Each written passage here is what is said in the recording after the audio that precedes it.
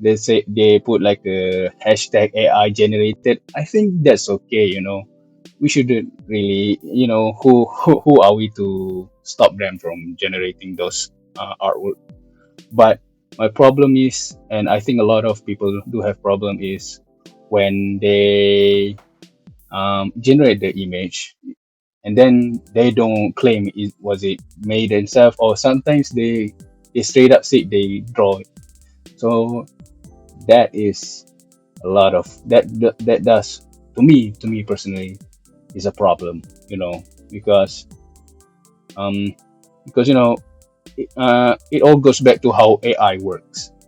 So I mean, I'm not an AI expert, but I know that AI, just from the name itself, artificial intelligence, and other names, sometimes people use machine learning.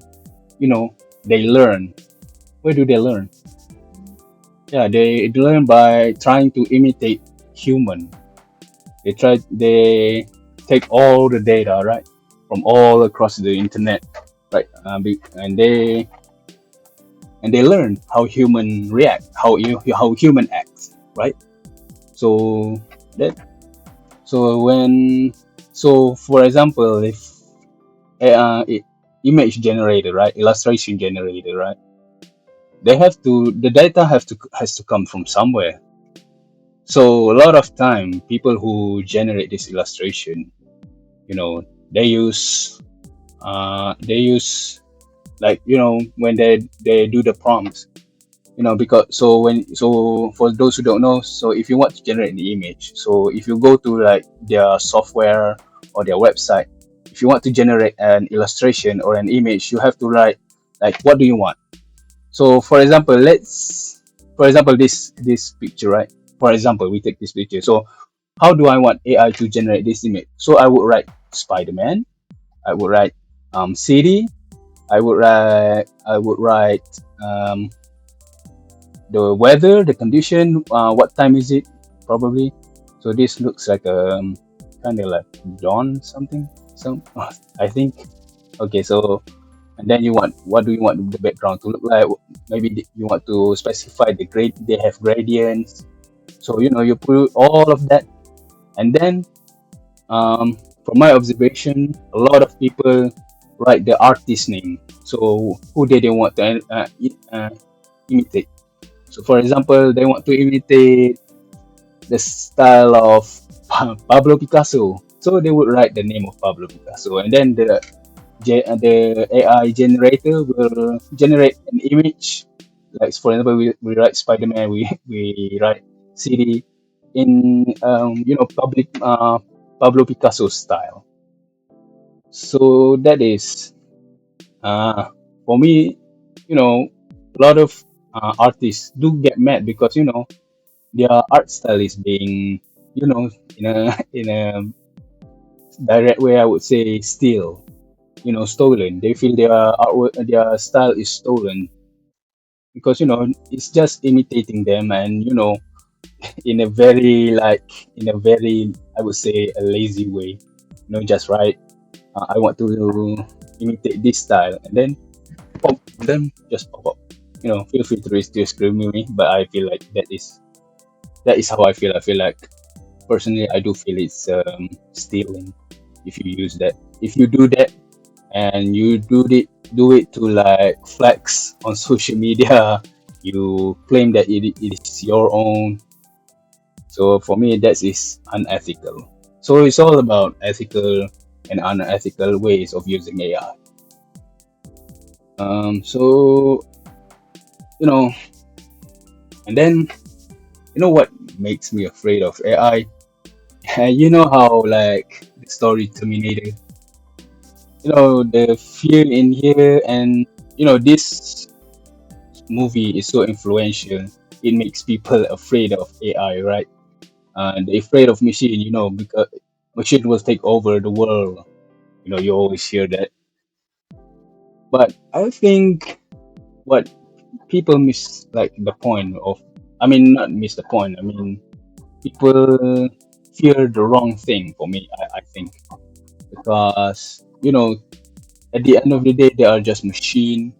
they are imitated, and importantly, they are created by someone. They are created by an organization. So I see a lot of popular AI right now is created or handled by a big organization. So, for example, ChatGPT. I'm not sure. OpenAI, I think is the name of the company. ChatGPT is very famous right now. AI generator. Sometimes we do use to help us in our business. So Kenlah, and it's really so all this company control this AI, and I think they are really good at controlling the AI. And there's one who control it. They're the one who manage it. So I think what we should fear is them, actually, the company behind it, because there's the one who control what data goes inside the machine, what data goes inside the AI, what data does the AI can generate, and then they're the one who gets the money from this AI, right? I think um, as time goes by, we will see a lot of crazy, how do you call it, crazy, how do you, money, like money, like how do this company get money from AI? For now, I think there's a lot of free AI, but I think more and more, as time goes by, we can see a lot of premium AI. So and as time goes by, a lot of people rely on this AI, right? I think um, I think if you I think even Netflix, a big company, right, is depending on AI. Netflix AI. Hmm. They even have uh, their own blog, I think, talking about AI. But if I'm not mistaken, they are training AI to like make the AI work. Produce a show for them, to create a show for them. They're experimenting, if I'm not mistaken. So a lot of people use AI for this, and you kind of sit back and think about how this company control this AI, and then when people use this AI, they are simply, people are simply bound to the rules set by the AI. So let's take a break first. All right, welcome back. So just had a temporary break, I would say. So anyway, so we're talking about sorry, not bad AI, dangerous AI, the danger of AI. So the danger of AI for me is not it's not about machine taking over.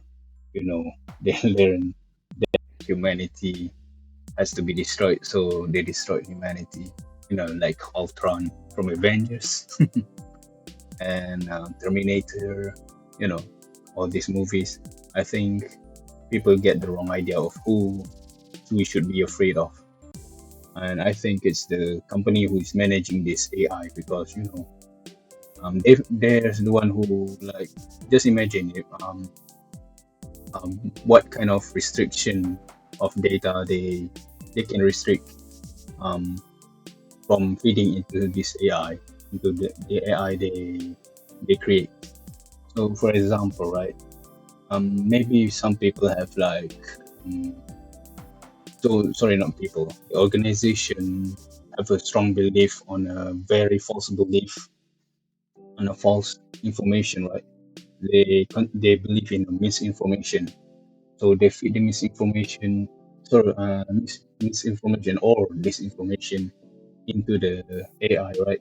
And then the AI keeps telling people who use the AI, you know, all this misinformation, and for example, people try to generate some answers, and the AI keep telling them the misinformation. So the misinformation keeps spreading, spreading, spreading.